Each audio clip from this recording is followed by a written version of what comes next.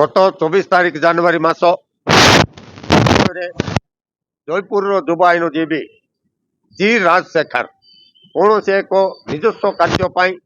थाना इतला देवाई जा समय थानावाला माने जयपुर जहाँ अभियोग होती कौन से कथा न शुणी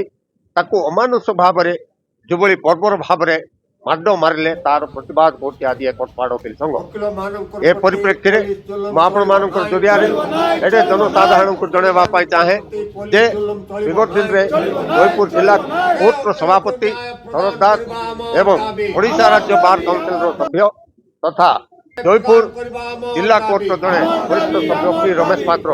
गत काली ये संक्रांत में कोरापुट जिला आरक्षी अधीक्षक सहित आलोचना कर आलोचना अनुजाई एसपी महाशय जो कथा कहले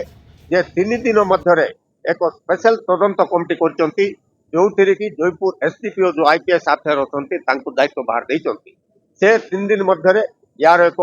रिपोर्ट दाखल करेंगे रिपोर्ट तथ्य अनुजाई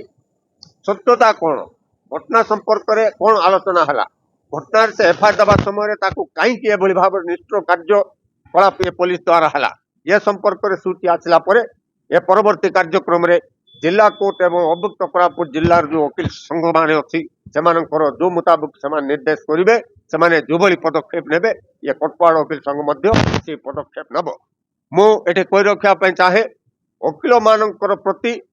पुलिस जुलुम अत्यधिक हवा कथा आम जानवा ये बर्दाश्त करना जदि कांड पुनरावृत्ति हुए कि ये परिस्थिति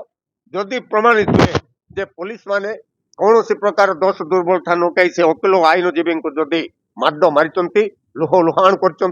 हाथ भांगी छातीर पेटर और गोड़े जो आघात लगी जदि ये कार्यक्रम कर निश्चित भाव में राजरास्ता को ये वकील संघ आसो ए कौन सन्देह ना ये कथा मुझे आपण मान जरिया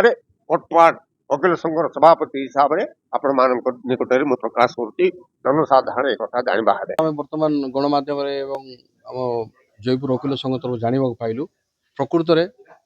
तदंत करने तो एसपी निर्देश देते तदंत होची किंतु मो मतरे जन आईनजीवी भाव में